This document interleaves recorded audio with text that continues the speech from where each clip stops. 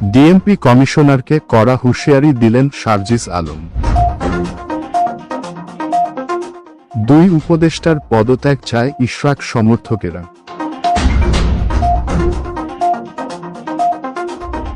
ইশরাককে নিয়ে ফেসবুকে স্ট্যাটাস দিলেন সার্জিস আলম।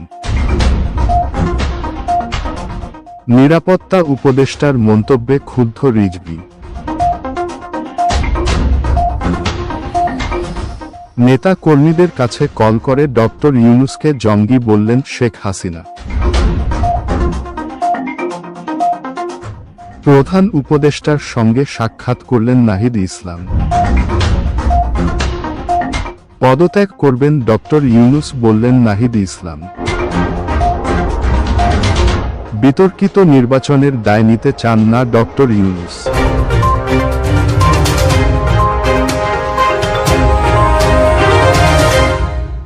ফেসবুকে ডিএমপি কমিশনারকে কড়া হুঁশিয়ারি দিলেন সার্জিস আলম। সামাজিক যোগাযোগ মাধ্যম ফেসবুকে ঢাকা মহানগর পুলিশের ডিএমপি কমিশনারকে উদ্দেশ্য করে কড়া হুঁশিয়ারি দিয়েছেন জাতীয় নাগরিক পার্টি এনসিপি উত্তরাঞ্চলের মুখ্য সংগঠক সার্জিস আলম। মূলত ডিএমপিতে কর্মরত কিছু পুলিশ কর্মকর্তা চাঁদাবাজি ও ঘুষের সঙ্গে জড়িত আছে অভিযোগ তুলে তাদের বিরুদ্ধে ব্যবস্থা নেওয়া হচ্ছে না কেন সে প্রশ্ন তুলেছেন তিনি।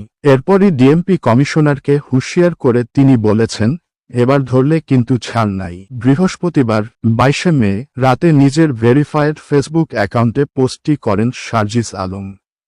ডিএমপি কমিশনারকে উদ্দেশ্য করে এনসিপির এ নেতা সেখানে লিখেন, ডিএমপি কমিশনার বিভিন্ন পুলিশ কর্মকর্তাকে দায়িত্বশীল ভূমিকার জন্য পুরস্কৃত করছেন। খুবই ভালো কথা, কিন্তু এই ডিএমপির পুলিশরূপী কিছু ছ্যাচরা চাঁদাবাজ এখনও যে দেদারসে ঘুষ খেয়ে যাচ্ছে, চাঁদাবাজির ভাগ নিচ্ছে, মিথ্যা মামলায় হয়রানি করছে।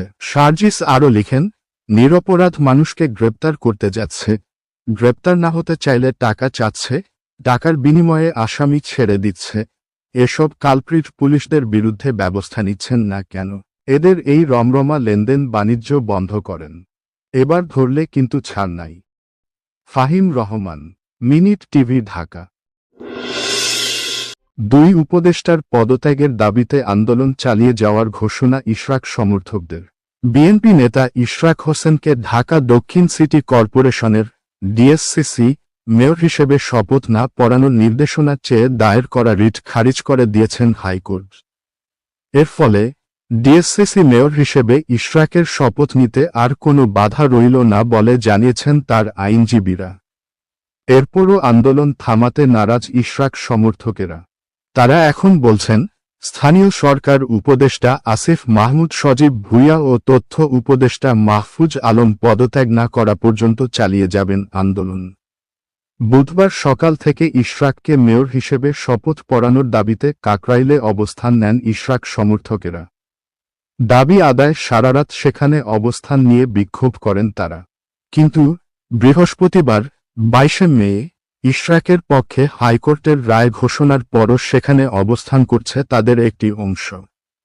তারা বলছেন, হাইকোর্টের রায় তাদের প্রাথমিক বিজয়, কিন্তু তাদের নতুন আরেকটি দাবি আছে।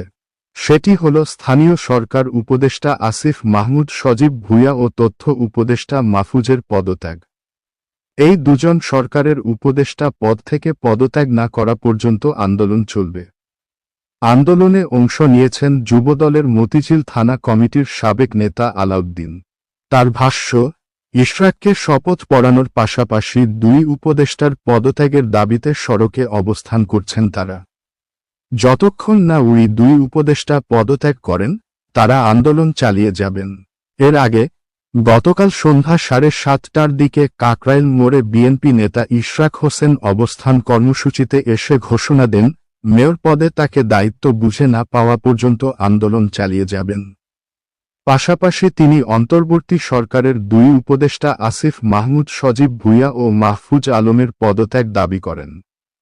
পরে সমর্থকদের সঙ্গে আন্দোলনস্থলে অবস্থান নেন তিনি। এদিকে বৃহস্পতিবার 22 মে হাইকোর্টের রায়ের খবর পেয়ে কাকরাইল মসজিদ মোড়ে অবস্থান কর্মসূচিতে থাকা বিএনপি নেতাকর্মীরা ব্যাপক আনন্দ উচ্ছ্বাস প্রকাশ করেন। এ সময় স্লোগান দিয়ে নেতাকর্মীরা বলতে থাকেন, এই মুহূর্তে খবর এলো, ইশরাক মেয়র হল, এইমাত্র খবর এলো, জনগণের বিজয় হল। Fahim Rahman, minute TV, Dhaka. ইশরাককে নিয়ে ফেসবুকে স্ট্যাটাস দিলেন শারজিস আলম। ঢাকা দক্ষিণ সিটি কর্পোরেশনের ডিএসসিসি মেয়র পদে বিএনপি নেতা ইশরাক হোসেনের শপথ গ্রহণ নিয়ে দায়ের করা রিট খারিজ করে দিয়েছেন হাইকোর্ট। ফলে ইশরাক হোসেনকে ঢাকা দক্ষিণ সিটি কর্পোরেশনের মেয়র হিসেবে শপথ পড়ানোয় বাধা নেই। এ প্রসঙ্গে জাতীয় নাগরিক পার্টির এনসিসি মুখ্য সংগঠক উত্তরাঞ্চল শারজিস আলম ফেসবুকে এক স্ট্যাটাস দিয়েছেন, যা ইতোমধ্যেই সামাজিক যোগাযোগ মাধ্যমে ব্যাপক আলোচনার জন্ম দিয়েছে। বৃহস্পতিবার 22 মে ভেরিফায়েড ফেসবুক আইডিতে দেওয়া স্ট্যাটাসে শারজিস লিখেন, মব তৈরি করে যদি হাইকোর্টের রায় নেওয়া যায়, তাহলে এই হাইকোর্টের দরকার কি? উল্লেখ্য, এদিন বিচারপতি মোহাম্মদ আকরাম হোসেন চৌধুরী ও বিচারপতি দেবাশিস রায় চৌধুরীর হাইকোর্ট বেঞ্চ মেয়র হিসেবে শপথ না পড়ানোর নির্দেশনা চেয়ে দায়ের করা রিট আবেদন খারিজ করেন। এর ফলে মেয়র পদে ইশরাকের শপথে বাধা নেই বলে জানিয়েছেন আদালত। ইশরাকের আইনজীবী ব্যারিস্টার মাহবুব উদ্দিন খোকন জানান, এই আদেশের ফলে মেয়র পদে ইশরাকের শপথে বাধা নেই। এ সময় আগামী 26 মের মধ্যে ইশরাককে শপথ না পড়ালে আদালত অবমাননা হবে বলেও মন্তব্য করেন তিনি। Fahim Rahman, minute TV, Dhaka. তারেক রহমানকে নিয়ে নিরাপত্তা উপদেষ্টার মন্তব্যে ক্ষুব্ধ প্রতিক্রিয়া জানিয়েছেন রুহুল কবির রিজভী। বিএনপি ভারপ্রাপ্ত চেয়ারম্যান তারেক রহমানকেও বিদেশি নাগরিক বলতে হবে উল্লেখ করে অন্তর্বর্তীকালীন সরকারের জাতীয় নিরাপত্তা উপদেষ্টা ড খলিলুর রহমান যে মন্তব্য করেছেন, তা নিয়ে ক্ষুব্ধ প্রতিক্রিয়া ব্যক্ত করেছেন দলটির সিনিয়র যুগ্ম মহাসচিব রুহুল কবির রিজভী। তিনি বলেছেন, ফ্যাসিবাদের প্রতিভু হাসিনা যেভাবে গণতন্ত্রকে কফিন পরিয়ে তথাকথিত উন্নয়নের ইন্দ্রজাল সৃষ্টির জন্য জিয়া পরিবারকে নিয়ে কুৎসা রটাতেন, উপদেষ্টার এই মন্তব্য যেন তারই পুনরাবৃত্তি। এখনও যেন লোকমানসে উজ্জ্বলতর তারেক রহমানের ভাবমূর্তিকে বিনষ্ট করার জন্য প্রতিশোধের চোরাবালিতে আঘাত হানার চেষ্টা করা হচ্ছে। আগস্ট গণ অভ্যুত্থানের রূপকার ভয়ঙ্কর মাফিয়া অবৈধ প্রধানমন্ত্রী হাসিনার বর্বরতম জিঘাংসার শিকার বাংলাদেশের আপমর জনগণের প্রিয় নেতা বিএনপির ভারপ্রাপ্ত চেয়ারম্যান তারেক রহমানকে নিয়ে যে বক্তব্য দিয়েছেন, তাতে দেশের মানুষ বিস্মিত, হতবাক, উদ্বিগ্ন এবং ক্ষুব্ধ হয়েছে। ফ্যাসিবাদের প্রতিভু হাসিনা যেভাবে গণতন্ত্রকে কফিন পরিয়ে তথাকথিত উন্নয়নের ইন্দ্রজাল সৃষ্টির জন্য জিয়া পরিবারকে নিয়ে কুৎসা রটাতেন, উপদেষ্টার এই মন্তব্য বা এই বক্তব্য তারেক রহমানকে নিয়ে যেন সেই ফ্যাসিবাদেরই বক্তব্যেরই পুনরাবৃত্তি বলে জনগণ মনে করে। এখনো যেন লোক মানুষে উজ্জ্বলতর তারেক রহমানের ভাবমূর্তিকে বিনষ্ট করার জন্য প্রতিশোধের চোরা স্রোতে আঘাত হানার চেষ্টা করা হচ্ছে নানা মহল থেকে, নানা দিক থেকে।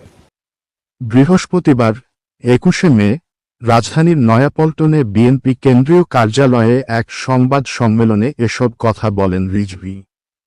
তিনি বলেন, ড খলিলুর রহমান যুক্তরাজ্যে নির্বাসিত জীবন প্রসঙ্গটি যেভাবে উপস্থাপন করেছেন, তা সম্পূর্ণ উদ্দেশ্যপ্রণোদিত ও বিভ্রান্তিমূলক। ধান ভান্তে শিবের গীত গাওয়ার মতো ড খলিলুর রহমান বলেছেন, কেবল আমি আমেরিকায় থেকেছি বলে আমাকে যদি বলা হয় আপনি বিদেশি নাগরিক, তাহলে কালকে তারেক রহমান সে কথা বলতে হবে। আমাকে ঢিল নিক্ষেপ করলে সেই ঢিল কিন্তু অন্যের ওপর গিয়েও পড়তে পারে। রাষ্ট্রের গুরুত্বপূর্ণ পদে থেকে ড খলিলুর রহমানের এহেন বক্তব্য নিঃসন্দেহে আত্মগ্রিমার প্রদর্শন এবং দূরভিসন্ধিমূলক। রিজভী বলেন, তারেক রহমানের রাজনৈতিক বিশ্বাসযোগ্যতা বিনষ্ট, জনসাধারণকে বিভ্রান্ত এবং মানুষের মাঝে তার মর্যাদা ক্ষুণ্ণ করার হীন উদ্দেশ্যে নিয়েই এই বক্তব্য রেখেছেন খলিলুর রহমান, যা দুর্ভাগ্যজনক বিভ্রান্তির কবলে পড়েছে। তাকে মনে রাখতে হবে বাংলাদেশ অনির্বাচিত কর্তৃত্ববাদের অনুকূল সমাজভূমি নয়। তিনি তার কথাবার্তায় এবং আচরণে বিগত কিছু দিনে ধরাকে সরা জ্ঞান করতে শুরু করেছেন। বিএনপি সিনিয়র এ নেতা আরও বলেন, খলিলুর রহমানের মতো একজন বিতর্কিত এবং করিডোর চ্যানেল বন্দর বিদেশিদের হাতে তুলে দেয়ার ষড়যন্ত্রের কুশীলব বলে পরিচিত ব্যক্তি কিভাবে জাতীয় নিরাপত্তা উপদেষ্টা হিসেবে নিয়োগ পান? খলিলুর রহমানের অজানা থাকলেও দেশবাসীর অজানা নয় যে তারেক রহমানকে কী কারণে এবং কোন পরিস্থিতিতে লন্ডন যেতে হয়েছে। সেখানে থেকে তারেক রহমানকে বিশ্বের নিষ্ঠুরতম একটি জগদ্দল ফ্যাসিস্টের বিরুদ্ধে লড়াইয়ের নেতৃত্ব দিতে হয়েছে। তারেক রহমান তার জীবনের নিরাপত্তাহীনতার কারণে দেশে ফিরতে পারেননি বলে উল্লেখ করে রিজভী বলেন, এখানে আরও উল্লেখযোগ্য যে 1951 সালের শরণার্থী কনভেনশনের অধীনে পর্যটক, কর্মক্ষেত্র, ছাত্র, বিনিয়োগকারী এবং পরিবার বা শরণার্থী ভিসাসহ ভিসা বিভাগের অধীনে একজন বিদেশি নাগরিকের জন্য যুক্তরাজ্যে স্বল্প সময়ের 6 মাস বর্ধিত সময়ের জন্য বা অনির্দিষ্টকালের জন্য বসবাস করা আইনত বৈধ। তিনি বলেন, তারেক রহমান বারবার স্পষ্ট করে বলেছেন, জনগণের ভোটে জনগণের কাছে জবাবদিহিমূলক সরকার প্রতিষ্ঠার স্বার্থে অন্তর্বর্তীকালীন সরকারের প্রতি সমর্থন অব্যাহত রেখেছেন। সমর্থন অব্যাহত রাখার পরও অন্তর্বর্তীকালীন সরকার মনে হচ্ছে এই সমর্থনের গুরুত্ব অনুধাবন করতে ব্যর্থ হচ্ছে। ক্ষমতাসীনদের কেউ কেউ মনে হচ্ছে বিএনপির সঙ্গে পা লাগিয়ে ঝগড়া বাঁধাতে চায়। ডক্টর খলিলুর রহমান যুক্তরাজ্যে নির্বাসিত জীবন প্রসঙ্গটি যেভাবে উপস্থাপন করেছেন তা সম্পূর্ণ উদ্দেশ্য প্রণোদিত ও বিভ্রান্তিমূলক। ধান ভানতে শিবের গীত গাওয়ার মতো ডক্টর খলিলুর রহমান বলেছেন, কেবলমাত্র আমি আমেরিকায় থেকেছি বলে আমাকে যদি বলা হয় আপনি বিদেশি নাগরিক, তাহলে কালকে তারেক রহমান সাহেবকেও সে কথা বলতে হবে। আমাকে ঢিল নিক্ষেপ করলে সেই ঢিল কিন্তু অন্যের উপরে গিয়েও পড়তে পারে। এটা কে বলেছে আপনাকে? যারা বলেছে তাদের সাথে আপনার কথাবার্তা হতে পারে। তারেক রহমান সাহেব এখানে আসলো কি করে? তিনি আপনার এই আলোচনা, সম্ভবত সাংবাদিকদের সাথে এই আলোচনায় উনি উপযুক্ত হলেন কি করে? উনি টপিকস হলেন, হ্যাঁ, উনি একটা বাংলাদেশের বৃহত্তম রাজনৈতিক দলের নেতৃত্ব দিচ্ছেন, যার চেয়ারম্যান। উনি অপ্রাসঙ্গিক ভাবে ওখানে আপনি টেনে আনলেন কেন? তো নিশ্চয়ই আপনি মুখে আপনারা যাই বলেন, আপনাদের অন্তরে অন্য কোনো বিষক্রিয়া বা বিস্ময় কোনো প্রতিক্রিয়া আপনাদের হৃদয়ে সবসময় কাজ করছে। এর আগেও আমরা বলেছি, সবার ব্যাপারে নয়, বলেছি কিছু কিছু উপদেষ্টারা মনে হয় তারা নিরপেক্ষতার চাইতে অন্য কোনো এজেন্ডা নিয়ে তারা কাজ করছে। ডক্টর খলিলুর রহমান যুক্তরাজ্যে নির্বাসিত জীবন প্রসঙ্গটি যেভাবে উপস্থাপন করেছেন তা সম্পূর্ণ উদ্দেশ্য প্রণোদিত ও বিভ্রান্তিমূলক। আচ্ছা, এটা তো বলেছি আপনাদের। রাষ্ট্রের গুরুত্বপূর্ণ পদে থেকে ডক্টর খলিলুর রহমান এহেন বক্তব্য নিঃসন্দেহে আত্মগরিমার প্রদর্শন। খুব একটা আছে না, একটা বিস্তৃত বোধ। বিস্তৃত বোধ হচ্ছে যে আপনার নিজেকে খুব প্রসিদ্ধ মনে করা, নিজেকে খুব বড় মনে করা। এর একটি ভালো বাংলা হচ্ছে বিস্তৃত বোধ। এই বিস্তৃত বোধ বা আত্মগরিমার প্রদর্শন এই সমস্ত উপদেষ্টাদের মধ্যে রয়েছে এবং তার এই বক্তব্য নিঃসন্দেহেই দৃঢ়ঘোষিমূলক। ডক্টর খলিলুর রহমান জনাব তারেক রহমানের রাজনৈতিক বিশ্বাসযোগ্যতা বিনষ্ট এবং জনগণকে বিভ্রান্ত করার এবং মানুষের মাঝে তার মর্যাদা ক্ষুণ্ণ করার হীন উদ্দেশ্য নিয়েই এই বক্তব্য রেখেছেন, যা দুর্ভাগ্যজনক বিভ্রান্তির কবলের মধ্যে পড়ে। তাকে মনে রাখতে হবে, বাংলাদেশ অনির্বাচিত কর্তৃত্ববাদের অনুকূল সমাজভূমি নয়। তিনি তার কথাবার্তায়, আচরণে বিগত কিছু দিনে ধরাকে সরা জ্ঞান করতে শুরু করেছেন। তিনি হয়তো দেশি বিদেশি কারো স্বার্থ চরিতার্থ করার মিশনে যুক্ত বলেই প্রতীয়মান হচ্ছেন। শেখ হাসিনার হাতের মুঠোই ছিল ধ্বংসের শক্তি, জনগণ তা প্রতিহত করেছে। আমরা আর নতুন করে কোনো প্রভুত্ববাদের অধীনতার নাক পাশে বন্দী হতে চাই না। এক্ষণে দেশের জনগণের সম্মুখে প্রশ্ন চিহ্ন দীর্ঘ হচ্ছে যে খলিলুর রহমানের মতো একজন বিতর্কিত এবং করিডোর চ্যানেল বন্দর বিদেশিদের হাতে তুলে দেওয়ার ষড়যন্ত্রের কুশীলব বলে পরিচিত কি করে জাতীয় নিরাপত্তা উপদেষ্টা হিসাবে নিয়োগ পান? এই প্রশ্নটি কিন্তু এখন খুব বড় হয়ে দেখা দিয়েছে। খলিলুর রহমানের অজানা থাকলেও দেশবাসীর অজানা নয় যে তারেক রহমানকে কি কারণে, কোন পরিস্থিতিতে লন্ডনে যেতে হয়েছে। সেখান থেকে তারেক রহমানকে বিশ্বের নিষ্ঠুরতম একটি জগদ্দল ফ্যাসিস্টের বিরুদ্ধে লড়াইয়ে নেতৃত্ব দিতে হয়েছে।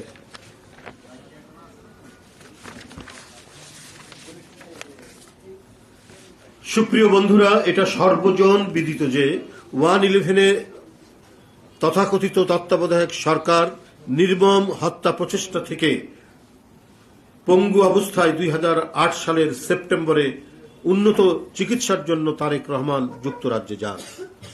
তখন থেকে তিনি তার পরিবারের সাথে সেখানে বসবাস করছেন। বাংলাদেশ ত্যাগের পর জনাব তারেক রহমানকে রাজনৈতিকভাবে নিশ্চিহ্ন করার উদ্দেশ্যে বহু মিথ্যা সাজানো মামলায় জড়ানো হয়েছিল, যার মধ্যে তথাকথিত মানি লন্ডারিং একটি মামলা, জিয়া চ্যারিটেবল ট্রাস্ট মামলা, ঘোষিত অঘোষিত সম্পদ মামলা এবং 21শে আগস্টের গ্রেনেড হামলা মামলা ছিল অন্যতম। দেশের সবচেয়ে জনপ্রিয় এই নেতার অনুপস্থিতিতে ফ্যাসিস্ট হাসিনার নির্দেশে আওয়ামী ক্যাঙ্গারু আদালত তাকে সাজা দেয়। বন্ধুরা আমার, শুধু এটাই নয়, শেখ হাসিনার ক্যাঙ্গারু আদালতে সাজা দেওয়া নয়, শেখ হাসিনার নিজে ব্যক্তিগতভাবে কত বক্তৃতায়, কত জনসভায় ব্যক্তিগতভাবে তারেক রহমান সাহেবকে তিনি আক্রমণ করেছেন, তার আক্রোশ প্রকাশ করেছেন, প্রতিশোধ গ্রহণের নানা কথা তিনি বলেছেন, যে প্রয়োজনে লন্ডন থেকে তুলে নিয়ে আসা হবে, আরো নানা ধরনের প্রতিশোধমূলক কথা বলেছেন। তিনি যে লন্ডনে ছিলেন, তারপরেও তার নিরাপত্তা নিয়ে দেশবাসী উদ্বিগ্ন ছিল। এতগুলো মিথ্যা মামলা দিয়ে যখন দেখছে যে তার কণ্ঠকে স্তব্ধ করা যাচ্ছে না, তিনি আজকের এই ডিজিটাল যুগে দূর থেকেও তিনি নেতাকর্মীদের সাথে যোগাযোগ করছেন, তাদেরকে উদ্বুদ্ধ করছেন এবং গণতন্ত্র ফিরে পাওয়ার জন্য তিনি তার সেখান থেকে নেতৃত্ব দিচ্ছেন। এইটাকে কোনোভাবেই টলারেট করতে পারেনি শেখ হাসিনা। আর শেখ হাসিনার মতো রক্তপিপাসু একজন নারী জনাব তারেক রহমানকে একেবারে পৃথিবী থেকে নিশ্চিহ্ন করার যে এজেন্ডা রাখেনি, তা আমরা কি করে বলবো? সেটা আমরা বলতে পারি যে তার কথাবার্তায়, তার বক্তৃতায়, তার আলোচনায়, তার ক্ষোভে, তার ক্রোধে তিনি এগুলো প্রকাশ করেছেন।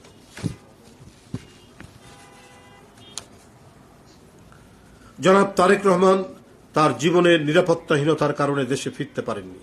এখানে আরো উল্লেখযোগ্য যে 1951 সালের শরণার্থী কনভেনশনের অধীনে পর্যটক, কর্মক্ষেত্র, ছাত্র বিনিয়োগকারী এবং পরিবার বা শরণার্থী ভিসা সহ শরণার্থী ভিসা বিভাগের অধীনে একজন বিদেশি নাগরিকের জন্য যুক্তরাজ্যে স্বল্প সময়ের 6 মাস বা বর্ধিত সময়ের জন্য বা অনির্দিষ্টকালের জন্য বসবাস করা যায়, সেটি সেখানে আইনত বৈধ। কিন্তু তার যে দেশপ্রেম এবং তার যে তিনি যে এই দেশের নাগরিক, সেইখানে তো তারেক রহমান সাহেব কোনো কম্প্রোমাইজ করেননি। তিনি সেই 1951 সালের শরণার্থীদের যে তাদের জন্য যে আইন, সেই আইনের আয়তায় যতটুকু ইংল্যান্ডে থাকা যায়, যুক্তরাজ্যে থাকা যায়, সেই আইনের আওতায় আছে। অথচ ডক্টর খলিলুর রহমান আদ্যপান্ত না জেনে উনি ঢালাও একটি মন্তব্য করে দিলেন। একটা ব্রিফিং এর মধ্যে তিনি ঢালাও মন্তব্য করে দিলেন। দেশের একটি বৃহত্তম রাজনৈতিক দলের প্রধান নেতা সম্পর্কে তিনি এই ধরনের মন্তব্য করলেন। এরা মনের মধ্যে বিষ আর মুখের মধ্যে মধু নিয়ে তারা ঘোরাফেরা করে। সুপ্রিয় সাংবাদিক ভাই ও বোনেরা, বাংলাদেশের গণতন্ত্রকামী মানুষের নেতা বিএনপির ভারপ্রাপ্ত চেয়ারম্যান তারেক রহমান বারবার স্পষ্ট করে বলেছেন, জনগণের ভোটে জনগণের কাছে জবাবদিহিমূলক সরকার প্রতিষ্ঠার স্বার্থে অন্তর্বর্তীকালীন সরকারের প্রতি সমর্থন অব্যাহত রেখেছে। সমর্থন অব্যাহত রাখার পরেও অন্তর্বর্তীকালীন সরকার মনে হচ্ছে এই সমর্থনের গুরুত্ব অনুধাবন করতে ব্যর্থ হচ্ছে। ক্ষমতাসীনদের কেউ কেউ মনে হচ্ছে বিএনপির সঙ্গে পায়ে পা লাগিয়ে ঝগড়া বাঁধাতে চায়। ফ্যাসিবাদ বিরোধী দীর্ঘ 1.5 দশকের আন্দোলন সংগ্রামের সময় ডক্টর খলিলুর রহমানের নাম কেউ কখনো শুনেছে বলে আমার জানা নেই। সুসময়ে হঠাৎ করে তিনি উড়ে এসে জুড়ে বসে উপদেষ্টা হয়েছেন। 1.5 দশকের শেখ হাসিনার ফ্যাসিবাদের বিরুদ্ধে আন্দোলন সংগ্রামে দেশে বিদেশে কোথাও যার কোনো উপস্থিতি ছিল না, না ছিল কোনো জোরালো বক্তব্য, তার কাছে দেশের নিরাপত্তা নিশ্চিত কিনা এসব নিয়ে জনগণের জানার অধিকার রয়েছে, কারণ তিনি হলেন নিরাপত্তা উপদেষ্টা। আর তিনি কি মন্ত্রণা দিচ্ছেন ডক্টর ইউনূস সাহেবকে, কি মানবিক করিডোরের নামে করিডোর, মানে নানা কথা বলে দেশের সার্বভৌমত্বকেই দুর্বল করার চেষ্টা করছে। এরপর রিজভী বলেন, আমি প্রধান উপদেষ্টা ডক্টর মোহাম্মদ ইউনূসকে বলতে চাই, আপনি এমন একজন ব্যক্তিকে জাতীয় নিরাপত্তা উপদেষ্টা বানিয়েছেন দেশের জন্য, যার কোনো দৃশ্যমান অবদান নেই। তিনি তো বাংলাদেশের জন্য নন, বিদেশের জন্য কাজ করবেন। মানবিক করিডোর বা চ্যানেল নামে বাংলাদেশকে যুদ্ধক্ষেত্রে পরিণত করার পায়তারা করা হচ্ছে। তিনি বাংলাদেশকে অস্থির করার পরিকল্পনা করছেন, কিন্তু আমরা তা হতে দেব না। আমি প্রধান উপদেষ্টা ডক্টর মোহাম্মদ ইউনূস সাহেবকে বলতে চাই, আপনি এমন একজন ব্যক্তিকে জাতীয় নিরাপত্তা উপদেষ্টা বানিয়েছেন দেশের জন্য যার কোনো দৃশ্যমান অবদান নেই। তিনি তো বাংলাদেশের জন্য নন, বিদেশের জন্য কাজ করেন কিনা এই নিয়ে মানুষের মনে প্রশ্ন দেখা দিয়েছে। মানবিক করিডোর বা চ্যানেল নামে বাংলাদেশকে যুদ্ধক্ষেত্রে পরিণত করার পায়তারা করা হচ্ছে। তিনি বাংলাদেশকে অস্থির করার পরিকল্পনা করছেন, কিন্তু আমরা তা হতে দেব না। বিএনপির এই নেতা আরও বলেন, ডক্টর খলিলকে অবিলম্বে জাতীয় নিরাপত্তা উপদেষ্টার পদ থেকে সরিয়ে দিয়ে দেশে বিদেশে তার অবস্থান সম্পর্কে সম্পূর্ণ তথ্য দেশের জনগণের সামনে হাজির করতে হবে। Fahim Rahman, minute TV, Dhaka. কি চলছে দেশে কেউ চোখে দেখেন না? এখন কথা নাই কেন মুখে? পত্রিকায় লেখেন না কেন? এত স্বাধীনতা পেয়ে গেছে, সেই স্বাধীন বাংলাদেশের যা দেখেন তা লেখেন না। সেই লেখার সাহসটাও নাই।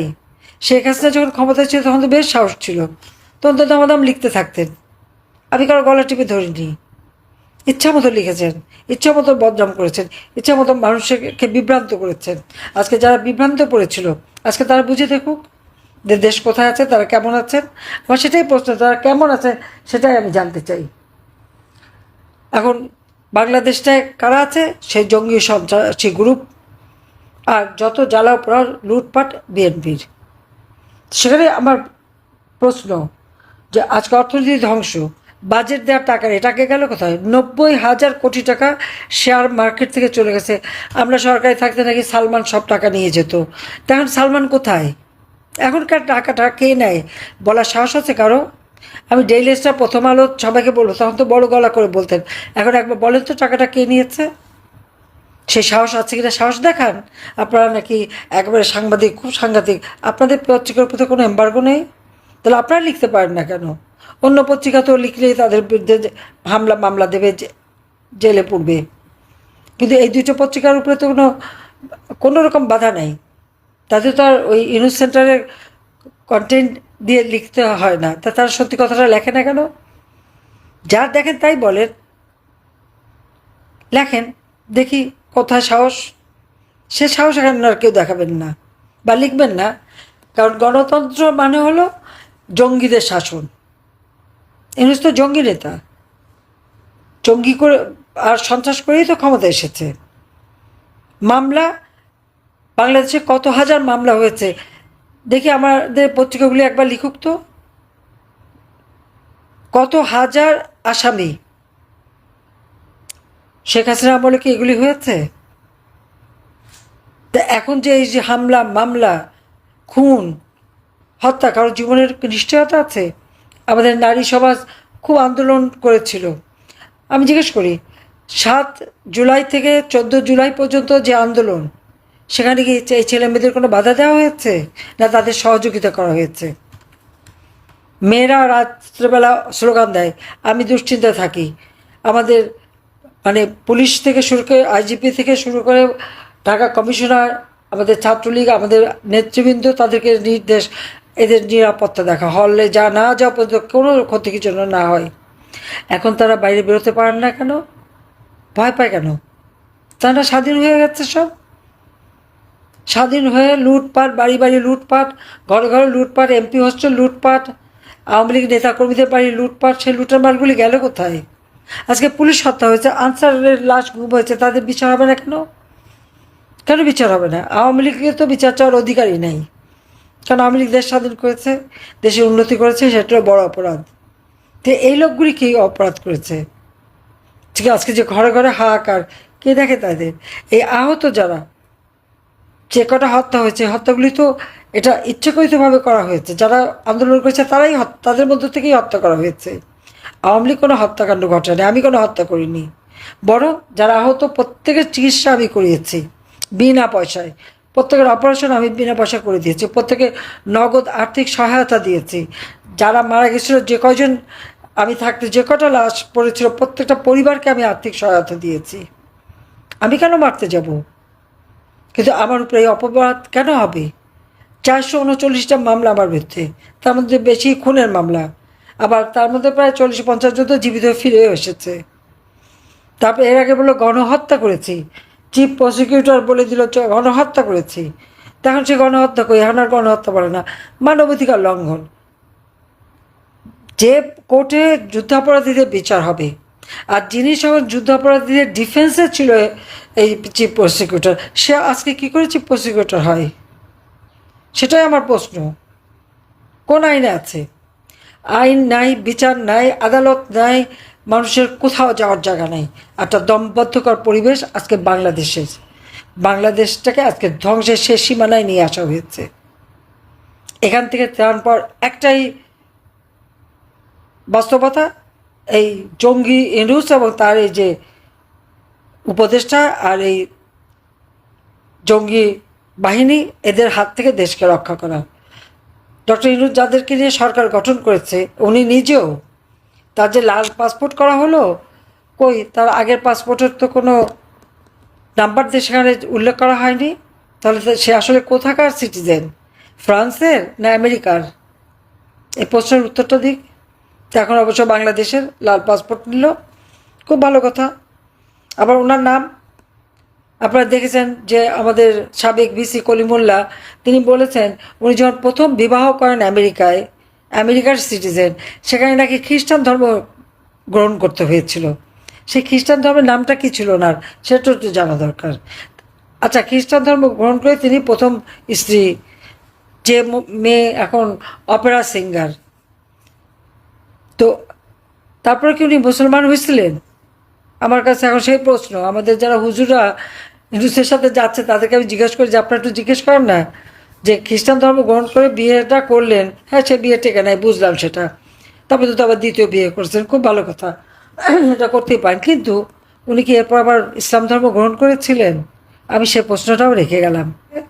আজকে মিয়ানমার বর্ডারে আমাদের কোনো মানে সরকারের নাকি কোনো নিয়ন্ত্রণ নাই, সেখানে আজকে আরাকান আর্মির দখলে চলে গেছে পার্বত্য চট্টগ্রামের অংশ, কিন্তু কেন গেল তার উত্তর কিন্তু এই ডক্টর ইউনূসকে দিতে হবে। দেশ বিক্রি করা, আবার এখন আমাদের যে জায়গায় বোট বিক্রি করবে সবই শেষ করে দেবে। বাংলাদেশের মানুষের থাকবেটা কি? রক্ত দিয়ে স্বাধীনতা এনেছে, সেই রক্তের সাথে আজকে বেইমানি করা হচ্ছে। কাজে দেশবাসীকে আমি বলবো, সবাইকে এখন রুখে দাঁড়াতে হবে। এতদিনে নিশ্চয়ই আপনাদের আসল চেহারাটা সকলের উন্মুক্ত হয়েছে। এতদিন আমার সবাইকে মিথ্যা বলে যে অপবাদ দেওয়া হয়েছে, এখন নিশ্চয়ই সেটা পরিষ্কার হয়েছে। কাজে এখন আসেন, সকলে ঐক্যবদ্ধ হন, ঐক্যবদ্ধ হয়ে এই দুঃশাসনের থেকে, ইউনূসের এই জঙ্গি শাসনের থেকে দেশকে আমরা মুক্ত করে মানুষের জীবনে শান্তি নিরাপত্তা নিশ্চিত করি, দেশকে আবার অর্থনৈতিকভাবে উন্নত করি। ইনশাল্লাহ এটা আমরা পারবো, এ বিশ্বাস আমার আছে, কারণ জনগণই মূল শক্তি। আর যার সাথে জনগণ থাকে, যে কোনো অসাধ্য সাধন করা যায়, যেটা আমরা করেছি। কাজে আমি সেই আহ্বান সবাইকে জানাচ্ছি। আর আমাদের যারা নেতাকর্মী আছেন সকলকে ঐক্যবদ্ধ থাকতে হবে, সব ভুলে ঐক্যবদ্ধ হয়ে এই জঙ্গির বিরুদ্ধে আন্দোলন করতে হবে, সংগ্রাম করতে হবে। যখন যেভাবে সংগ্রাম করা সেটাই করতে হবে, তার জন্য সকলে সদা প্রস্তুত থাকতে হবে। আজকে আমাদের মিছিল হওয়ার কথা, আমি জানি মিটিং করছি দেখে তারা করতে পারেননি, কিন্তু এই সংগ্রামের আমাদের ধারাবাহিকতা অব্যাহত রাখতে হবে যতক্ষণ পর্যন্ত না এই জঙ্গির পতন না ঘটে। আর এর হাত থেকে আবার দেশের গণতন্ত্র এবং মানুষের জানমাল নিরাপত্তা না দিতে পারি ততক্ষণ আমাদের সংগ্রাম চলবে। সবাইকে ধন্যবাদ। জয় বাংলা, জয় বঙ্গবন্ধু, বাংলাদেশ চিরজীবী হোক। প্রধান উপদেষ্টার সঙ্গে সাক্ষাৎ করলেন নাহিদ ইসলাম। অন্তর্বর্তী সরকারের প্রধান উপদেষ্টা অধ্যাপক ডক্টর মুহাম্মদ ইউনূস পদত্যাগ করতে চাইছেন। সামাজিক যোগাযোগ মাধ্যমে চলা এমন গুঞ্জনের মধ্যেই তার সঙ্গে সাক্ষাৎ করেছেন জাতীয় নাগরিক পার্টির এনসিপি আহ্বায়ক নাহিদ ইসলাম। বৃহস্পতিবার 22 মে সন্ধ্যায় প্রধান উপদেষ্টার বাসভবন যমুনায় সাক্ষাৎ অনুষ্ঠিত হয়। এনসিপির শীর্ষ পর্যায়ের একাধিক সূত্র একটি গণমাধ্যমকে এ তথ্য নিশ্চিত করেছে। সন্ধ্যা 7টার দিকে যমুনায় প্রবেশ করেন নাহিদ ইসলাম। তিনি বেশ কিছুক্ষণ প্রধান উপদেষ্টার সঙ্গে একান্তে আলাপ করেছেন।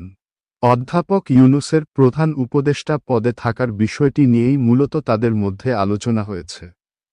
জানতে চাইলে নাহিদ ইসলামও প্রধান উপদেষ্টার সঙ্গে সাক্ষাতের বিষয়টি নিশ্চিত করেছেন। তবে এ বিষয়ে তিনি কোনো মন্তব্য করতে চাননি। Fahim Rahman, minute TV, Dhaka. Doctor Yunus পদত্যাগের বিষয়ে ভাবছেন বলে জানিয়েছেন নাহিদ ইসলাম। অন্তর্বর্তী সরকারের প্রধান উপদেষ্টা অধ্যাপক মুহাম্মদ ইউনূসের সঙ্গে দেখা করেছেন জাতীয় নাগরিক পার্টির আহ্বায়ক নাহিদ ইসলাম। বাংলাদেশের অন্তর্বর্তীকালীন সরকারের প্রধান উপদেষ্টা অধ্যাপক ডক্টর মুহাম্মদ ইউনূস পদত্যাগের বিষয়টি বিবেচনা করছেন বলে জানিয়েছেন জাতীয় নাগরিক পার্টির আহ্বায়ক নাহিদ ইসলাম। বৃহস্পতিবার 22 মে সন্ধ্যায় প্রধান উপদেষ্টার বাসভবন রাষ্ট্রীয় অতিথি ভবন যমুনায় গিয়ে প্রধান উপদেষ্টার সঙ্গে সাক্ষাৎ শেষে তিনি এসব কথা জানান বলে এক প্রতিবেদনে দাবি করেছে ব্রিটিশ সংবাদমাধ্যম বিবিসি বাংলা। অন্তর্বর্তীকালীন সরকারের প্রধান উপদেষ্টা অধ্যাপক মুহাম্মদ ইউনূস পদত্যাগ করতে পারেন এমন খবর পেয়ে তার সঙ্গে দেখা করেছেন জাতীয় নাগরিক পার্টির আহ্বায়ক নাহিদ ইসলাম। প্রধান উপদেষ্টা দেশের চলমান পরিস্থিতিতে কাজ করতে পারবেন না এমন শঙ্কা প্রকাশ করেছেন বলে জানিয়ে নাহিদ ইসলাম বলেন, দেশের চলমান পরিস্থিতি, স্যারের তো পদত্যাগের একটা খবর আমরা আজকে সকাল থেকে শুনছি। তো এই বিষয় নিয়ে আলোচনা করতে স্যারের সাথে দেখা করতে গেছিলাম। ডক্টর মুহাম্মদ ইউনূসের সঙ্গে আলোচনার পরে নাহিদ ইসলাম বলেন, হ্যাঁ যদি কাজ করতে না পারেন থেকে কি লাভ। ডক্টর ইউনূস বলছেন উনি এ বিষয়ে পদত্যাগ ভাবতেছেন। ওনার কাছে মনে হয়েছে পরিস্থিতি এরকম যে তিনি কাজ করতে পারবেন না। পদত্যাগের বিষয়ে প্রধান উপদেষ্টার এখনকার মনোভাবের বিষয়ে নাহিদ ইসলাম বলেন, এখন যদি রাজনৈতিক দল তার পদত্যাগ চায়, সেই আস্থার জায়গা, আশ্বাসের জায়গা না পাইলে উনি থাকবেন কেন। বিবিসি বাংলাকে জাতীয় নাগরিক পার্টির আহ্বায়ক বলেন, স্যার বলছেন আমি যদি কাজ করতে না পারি, যে জায়গা থেকে তোমরা আমাকে আনছিলা একটা গণ অভ্যুত্থানের পর, দেশের পরিবর্তন, সংস্কার, কিন্তু যেই পরিস্থিতি যেভাবে আন্দোলন বা যেভাবে আমাকে জিম্মি করা হচ্ছে, আমি তো এভাবে কাজ করতে পারবো না। তো রাজনৈতিক দলগুলা তোমরা সবাই একটা জায়গায়, কমন জায়গায় না পৌঁছাতে পারো। প্রধান উপদেষ্টাকে পদত্যাগের মতো সিদ্ধান্ত না নিতে আহ্বায়ক জানিয়ে জুলাইয়ে গণ অভ্যুত্থানের পর নতুন গঠিত দলটির নেতা নাহিদ ইসলাম প্রধান উপদেষ্টাকে বলেছেন, আমাদের গণ অভ্যুত্থানের আকাঙ্ক্ষা এবং জাতীয় নিরাপত্তা ও দেশের ভবিষ্যৎ সবকিছু মিলিয়ে উনি যাতে শক্ত থাকেন এবং সবগুলা দলকে নিয়ে যাতে ঐক্যের জায়গায় থাকেন। সবাই তার সাথে আশা করি কোঅপারেট করবেন। প্রসঙ্গত, আজই অন্তর্বর্তী সরকারের 2 জন উপদেষ্টা এবং জাতীয় নিরাপত্তা উপদেষ্টার পদত্যাগ বা অব্যাহতি চেয়েছে বিএনপি। ঢাকা দক্ষিণ সিটি কর্পোরেশনের মেয়র হিসেবে বিএনপি নেতা ইশরাক হোসেনকে শপথ পড়ানোর চলমান আন্দোলন থেকে 2 উপদেষ্টা মাহফুজ আলম ও আসিফ মাহমুদের পদত্যাগ দাবি করা হয়েছে। পরে এক সংবাদ সম্মেলন থেকে বিএনপি এই 2 উপদেষ্টাসহ জাতীয় নিরাপত্তা উপদেষ্টা খলিলুর রহমানেরও অব্যাহতি দাবি করেছে।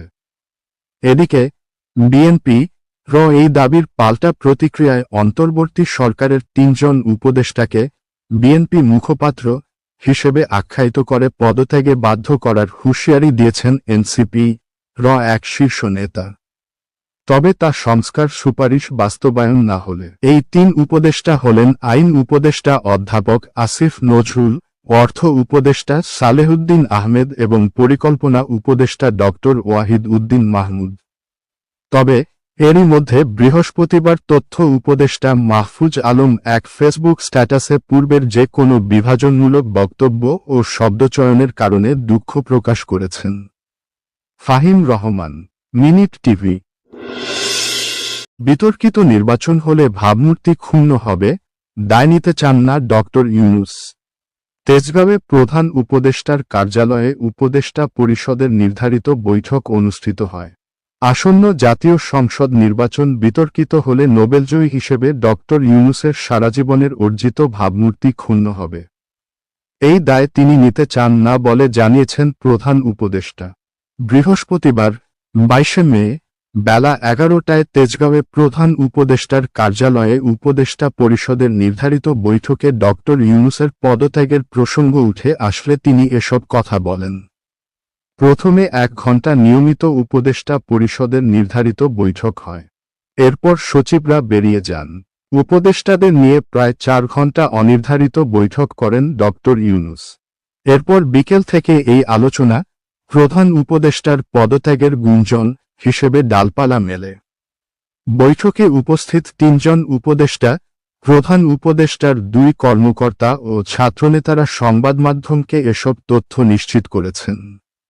উপদেষ্টা পরিষদের নির্ধারিত বৈঠকে হতাশা ব্যক্ত করে ডক্টর ইউনূস জানান, গণঅভ্যুত্থানের পর শিক্ষার্থী ও রাজনৈতিক দলের অনুরোধে তিনি দায়িত্ব নিয়েছেন। দলগুলো সহায়তার প্রতিশ্রুতি দিয়েছিল, কথা দিয়েছিল আগে সংস্কার, পরে নির্বাচন, কিন্তু এখন অস্থিরতা তৈরি করেছে।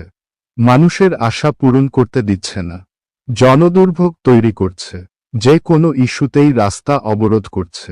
2 জন উপদেষ্টা জানান, প্রধান উপদেষ্টা শুরুতে বলেছেন, রাজনৈতিক দলসহ কেউ সরকারকে প্রতিশ্রুত সহযোগিতা করছে না। এভাবে দায়িত্ব পালন সম্ভব হচ্ছে না। নির্বাচন নিয়ে চাপ তৈরি করা হয়েছে। বিদ্যমান পরিস্থিতিতে সুষ্ঠু নির্বাচনের সম্ভাবনাও ক্ষীণ। নিয়ন্ত্রিত নির্বাচন হবে, এর দায় নিতে রাজি নন তিনি। তারা জানান, উপদেষ্টা পরিষদের বৈঠকে নির্বাচন নিয়ে রাজনৈতিক দলগুলো সরকারকে অবিশ্বাস করায় হতাশা প্রকাশ করে, নির্বাচনের সঙ্গে সম্পর্কিত নয় এমন বিষয়কেও নির্বাচনী ইস্যু করে তোলা হচ্ছে জানিয়ে ডক্টর ইউনূস বলেছেন, ডিসেম্বর থেকে জুনের মধ্যে নির্বাচন হবে এটা তিনি বারবার বলছেন। জুনের পর একদিনও থাকবেন না, কিন্তু কোথাও যেন অবিশ্বাস রয়ে গেছে। পরে বিকেল 4টায় বিএনপি সংবাদ সম্মেলন করে নির্বাচনের রোডম্যাপ ঘোষণার দাবি জানায়, অন্যথায় সরকারকে সহযোগিতা করা কঠিন হবে বলে জানিয়ে দেয়। এরপর বিকেল 5টার দিকে জামায়াতে ইসলামী দলের নির্বাহী কমিটির সভা করে এবং সর্বদলীয় সভা ডাকার জন্য প্রধান উপদেষ্টার প্রতি আহ্বান জানায়। এদিকে আদালতের রায়ে ঢাকা দক্ষিণ সিটি কর্পোরেশনের মেয়র পদ পাওয়া বিএনপি ইশরাক হোসেনের পক্ষে যায়। তার সমর্থকেরা সপ্তাহখানেক ধরে মেয়র হিসেবে শপথ পড়ানোর দাবিতে রাজপথ অবরোধ করে আন্দোলন করেছেন। গত মঙ্গলবার থেকে প্রধান উপদেষ্টার সরকারি বাসভবন যমুনার সামনে রাতদিন অবস্থান নিয়ে বিক্ষোভ করেন তারা। বিকেল 3:30টার দিকে খবর আসতে থাকে, প্রধান উপদেষ্টা পদত্যাগ করতে পারেন। বিকেল 4:15টার দিকে ইশরাক 48 ঘণ্টার আলটিমেটাম দিয়ে আন্দোলনের ইতি টানেন। এর কিছু পর শাহবাগ মোড় অবরোধের কর্মসূচি শেষ করে ছাত্রদল। সন্ধ্যায় এনসিপি নেতারা প্রধান উপদেষ্টার সঙ্গে দেখা করেন। গণমাধ্যমকে তারা জানান, প্রধান উপদেষ্টাকে তারা পদত্যাগ না করার জন্য অনুরোধ করেছেন। সরকার প্রধানের পদত্যাগের ভাবনার কথা রাজনৈতিক অঙ্গনে ছড়ালে সন্ধ্যায় যমুনায় যান জাতীয় নাগরিক পার্টির এনসিপি আহ্বায়ক নাহিদ ইসলাম এবং মুখ্য সমন্বয়কারী নাসিরুদ্দিন পাটোয়ারি। 1 ঘণ্টা পর বেরিয়ে আসেন তারা। উপদেষ্টা মাহফুজ আলম ও আসিফ মাহমুদ সজীব ভুঁইয়াও প্রধান উপদেষ্টার সঙ্গে দেখা করেছেন বলে জানা গেছে। তবে তারা ছাত্রনেতাদের সঙ্গে একই সময়ে গিয়েছেন নাকি আলাদা গিয়েছেন তা নিশ্চিত হওয়া যায়নি। Fahim Rahman, minute TV.